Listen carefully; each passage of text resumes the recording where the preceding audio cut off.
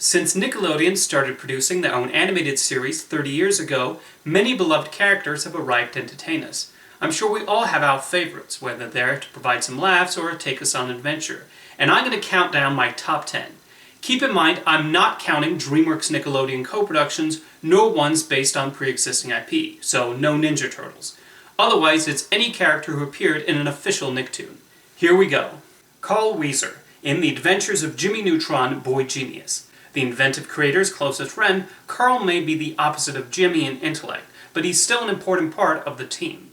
The running joke involving his obsession with llamas is what I find most endearing about the character, especially in the various ways the writers keep pushing it.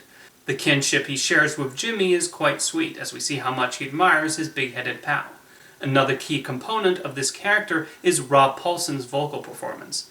Paulsen found the right nasally voice for Carl and takes lines that are already humorous on the page and makes them even funnier.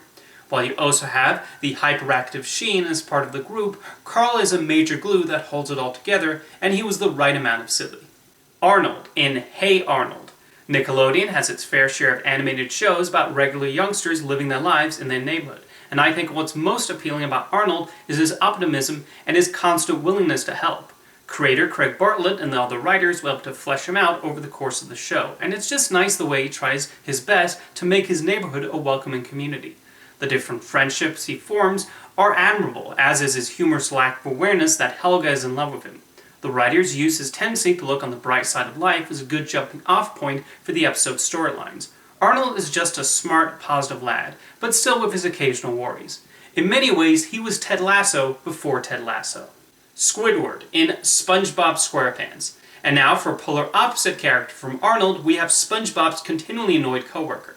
With someone as hyperactive and excitable as SpongeBob, you needed someone with a personality like Squidward's to counteract it. He has little patience for anyone, and Steven Hillenburg and the rest of his team came up with a number of humorous scenarios for him to show this. Also adding to the enjoyment of the character is Roger Bumps' superb voice work.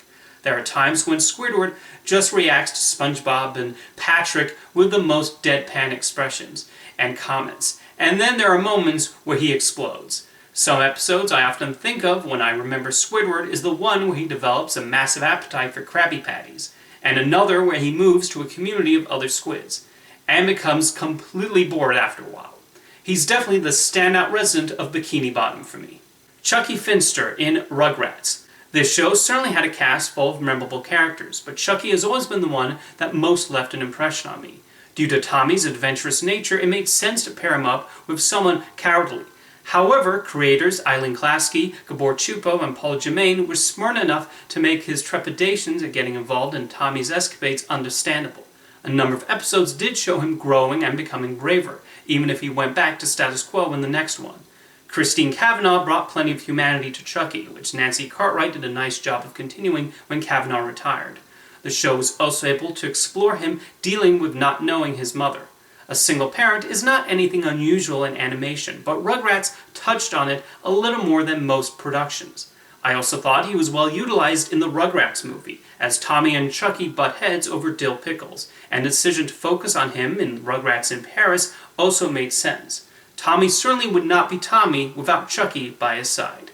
Nigel Thornberry in The Wild Thornberrys. I think the highlight of any episode of this show, featuring a family of nature documentarians, is the patriarch. Anytime Nigel appears on screen, he's a guaranteed laugh with his unique way of speaking. A large amount of credit for that goes to Tim Curry, who frankly is often the high point of any production he's in. He brought so much personality to this offbeat nature show host, and you see his love for his family shine through at every point. Nigel takes the usual upper-crust British stereotype and flips it on its head by playing up his eccentric mannerisms. Curry knew exactly the right inflections with which to say words, and I don't think it's any surprise he's been widely memed. A lot of people reference the "I can do this with my hands" bit, but the scene I always remember when I think of Nigel Thornberry is this one. And they're not mermaids, they're dugongs! Whenever I watch the show, I admit I wished he was the star. Between Hugh Neutron and Mr. Turner, Nickelodeon does have its fair share of kooky parental figures, but Nigel is my personal favorite of the bunch. Ren and Stimpy. I decided to include these two together because I would have found it strange to include one and not the other. Their personalities fit well with the bonkers nature of the show, and they made for an unlikely but funny comic duo. Ren's anger issues contrast well with Stimpy's more calm demeanor, and Billy West's voice work helped too. Ren was someone who could be irritated at just about anything, and the animators certainly did that job of drawing some unforgettable facial expressions. Meanwhile, Stimpy was just lovable and sweet. His obliviousness worked well in showing his friendly nature. There was also a freedom to them, as those working on the show could put them into all sorts of scenarios, and they often fit. One classic episode had Ren and Stimpy in outer space, which has Ren feeling the pressure of their mission. There's another one where Stimpy has Ren listen to one of his favorite records with explosive results. And then there's the one where Ren is a temperamental animation director. I wonder what inspired that episode. Ren and Stimpy certainly push the limits of what could be done on a family show, and their zany antics will always be remembered. Gur in Invader Zim. Jonan Vasquez's twisted show about an alien trying to conquer Earth certainly had its fair share of darkly comical characters. In the middle of it all, though, is the lovable and excitable robot Gur. From the second he made his entrance in the first episode, he stole the show. This is especially true when he launches into his Doom song, and then when he puts on his dog disguise, he becomes extra adorable. There was an unpredictable nature to the character that made him extra delightful, and there were some big laughs from the ways he interacted with Zim or his closest enemy Dib. Rose Arick, Ricky Simons, a color designer on the show, brought the right level of eccentricity and joy to Gur, with his voice definitely being another reason he became a favorite. When you're taking over a planet, it's good to have someone like Gur by your side. Korra in The Legend of Korra. The lead character in the second Avatar series, I thought Korra was an intriguing and fleshed out protagonist from the beginning.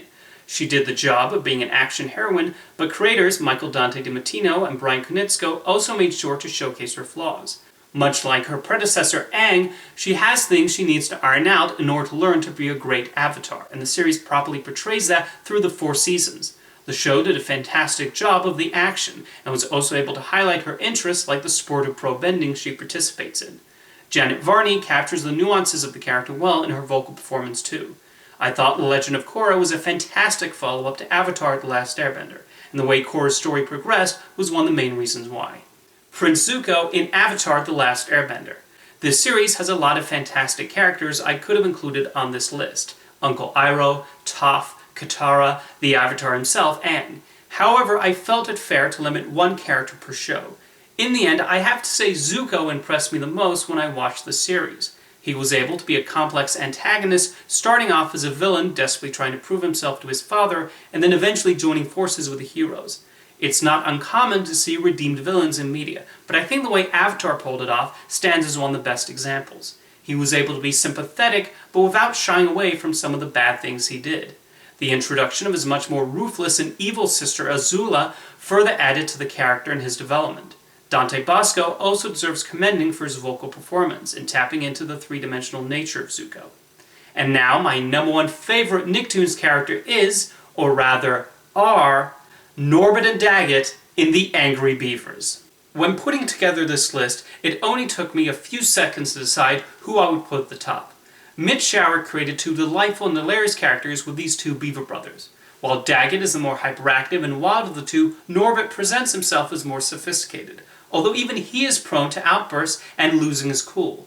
Part of the joy of watching these 2 was how Shower allowed them to constantly talk over one another, which set them apart from other animated characters on television.